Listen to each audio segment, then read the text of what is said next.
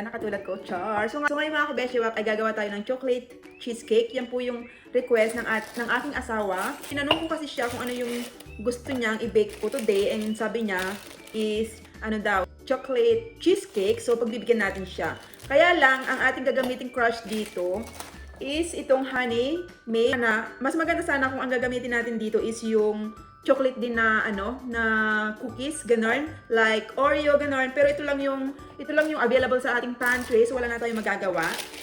So ayan, so una ang gagawin muna natin is gagawa tayo ng crust gamit itong ating food processor.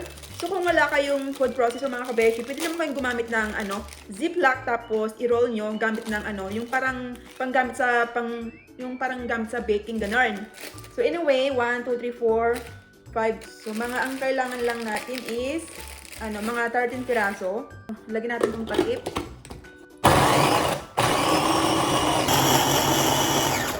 So tignan natin kung okay na siya. Ayan, okay na yan mga kabeshiwak. So transfer lang natin dito sa ating bowl. Sugar, water, and then i-mix natin siya hanggang maging moisten siya. Okay, mix lang natin to ng maigi. And then, transfer natin dito sa ating spring form. So, ipa-flat lang natin to. Pwede kayong gumamit ng measuring cup.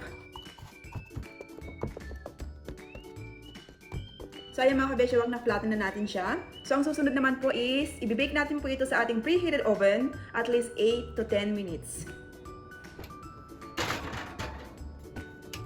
So, okay mga kabeshi, okay na po yung ating crust. So, ngayon naman, habang pinapalamig natin ito, is gagawa tayo ng chocolate ganache. Okay? So, itabi muna natin to. So, kailangan natin ng bowl, mga kabeshiwak, ayan. And then, ilalagay natin yung ating chocolate sa ating bowl. And then, maglalagay po tayo dito ng coffee. So, kung hindi kayo mahilig sa coffee mga kabeshiwak, pwede po kayong gumamit ng milk. Ayan. Pero mas masarap kapag coffee yung ating gagamitin. So, ilagay lang natin dito. Dapat mainit po yung ating coffee. Tapos, ilalagay natin ito sa ating microwave mga at least 20 seconds. Ganon. So, ito na yung ating chocolate. I-stir lang natin to. Ayan. Look at that mga kabeshiwak. Looks so amazing. Okay, so okay na to. Itatabi muna natin. Sa part na ito is gagawin na po natin yung mixing part. So gagawa tayo ng filling. So kailangan po natin ng 24 ounces na cream cheese or 3 boxes cream cheese.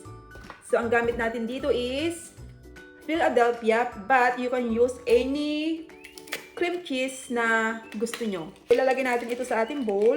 And remember mga kabeshiwak, dapat yung ating cream cheese is naka room temperature. So kapag galing siya sa ref at hindi na kayo makapag-antay para maging room temperature ito, is pwede nyo po siyang ilagay saglit sa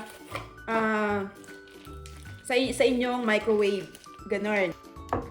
So ngayon naman mga kabeshiwak is ikikream na natin ito gamit ng ating electric mixer. Kung kayong stand mixer, mas maigi. Hindi nakakapagod. So una, dahan-dahan muna kasi magtatasikan ito dahil mababaw lang yung ating bowl. So dapat nasa dahan-dahan lang. So kaya natin to. Scrape down lang natin to para hindi siya magkaroon ng lumps. Ayaw natin yun sa ating cheesecake. Ngayon naman, i-drizzle na natin tong ating sugar.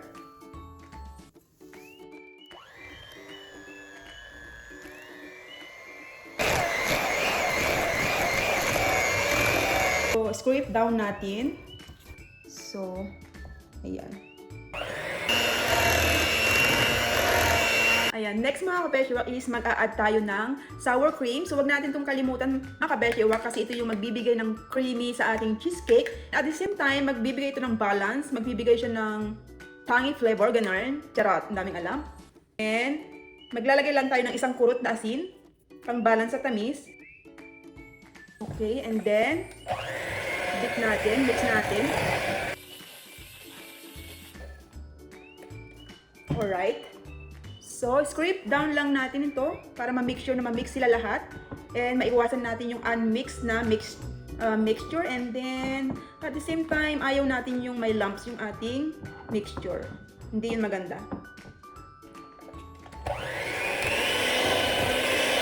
And then next, maglalagay tayo ng vanilla extract. Optional lang to, pero kung wala kayo, pwede namang skip ninyo. Pero ang bango nito mga kabeshiwak. Iba yung maibibigay niyang aroma dito sa ating cheesecake. Mix natin. Alright. Next, maglalagay tayo ng egg. So, dapat naka-room temperature din yung ating egg. Ayan. Dapat isa-isa lang. Huwag nyo siyang ilagay sabay-sabay.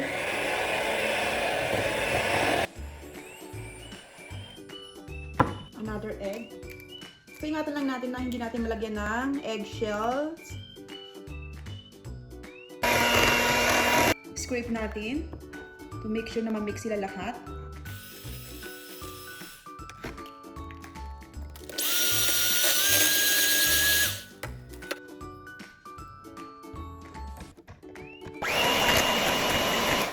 This one.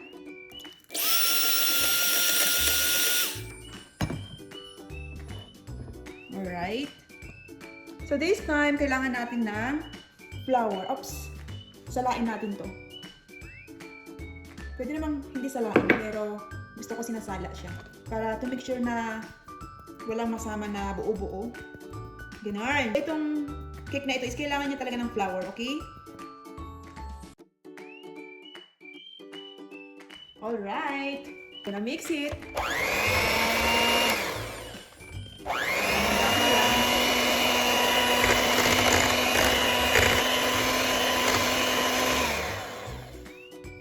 Scrape down. Importante ito mga kabeshi para maiwasan yung unmixed na mixture. So okay mga kabeshi, this time is ilalagay na natin itong ating chocolate ganache. Yan. OMG! Looks so amazing. Ayan. Kailangan natin simutin kasi sayang. Okay. Mix natin ito.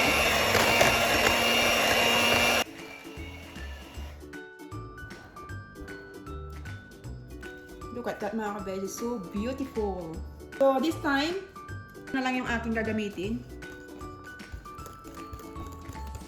Mas nadadalian kasi ako dito para hindi tayo maging makalat. Tignan nyo naman yung color niya mga kabeshi. Nakaka-inlove.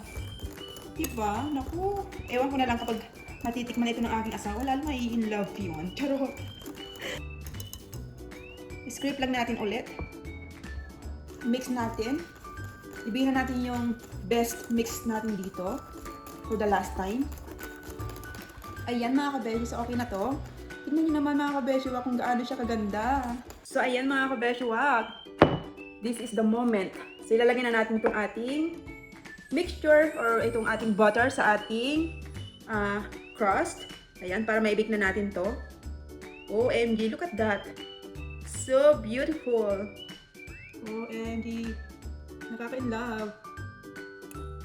Iganyan lang natin para magpantay siya. And then, I need to be careful this time kasi may trauma na ako kasi last time nung naggawa ako ng cheesecake, OMG, natanggal yung spring form as in. So, itatap lang natin para ma-release yung bubbles. One tap, tap, tap, tap. So, okay mga kabeshi, ibibake na natin ito sa ating preheated na oven na 325 for at least 20 minutes muna. Tapos, after noon, kailangan nating i-adjust yung temperature ng ating oven. So, tap lang natin. So, ibibake na natin to. Alright, ilagay natin. And then, mga kabeshi, so, maglalagay tayo ng water dito sa kanyang tabi. Yung tinatawag nilang water bath method. Kasi para hindi mag-crack yung ating cheesecake. Pero okay lang naman kung magka-crack kasi lalagyan naman natin ng chocolate ganache sa ibabaw. So, matatakpan lang din naman. Yung ating cheesecake. Ooh, look at that. It smells so good. So, palamigin muna natin to. mga kabeshi, habang pinapalamig natin yung cheesecake, so this time naman is gagawa tayo ng gagawa ulit tayo ng chocolate ganache para panlagay natin sa ibabaw. So gagamit tayo ng heavy cream, tapos mayroon din tayo ditong semi-sweet chocolate. So paghahaluin lang natin tong dalawa.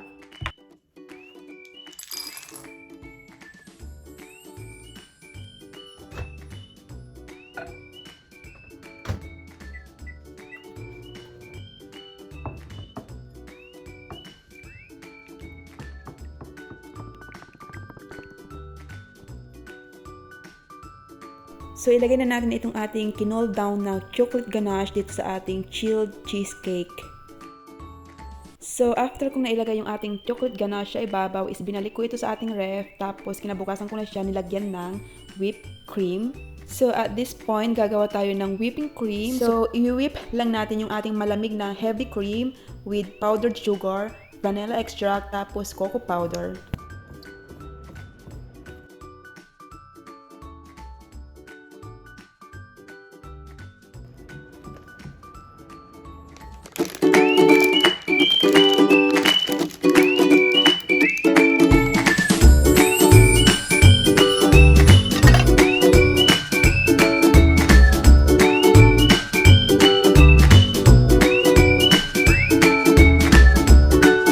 Okay mga kabeshiwak, serious mood muna tayo. Ayan na, hinihiwa ko na ang ating chocolate cheesecake and pray for me, sana hindi masira ang ating perfect slice. Look at that. Ang lambot, ang creamy. Sinong gusto ng first slice? Unahin muna natin itong asawa ko kasi nandito na sa aking tabi, nag-aantay, excited na siya. Tignan nyo naman yung ating cheesecake mga kabeshiwak. Super ganda niya. Looks so great. OMG. Naka-excite siyang tikman. My goodness, I'm so in love and obsessed. Parang ayaw ko siyang kainin. Parang gusto ko siyang i-preserve. Ay, si Uwe. So ano pang hinihintay nyo? Tikiman time. So yung asawa ko nauna na siya. Ito yung tikman na natin to. Oh. Look at that. So beautiful. Kain.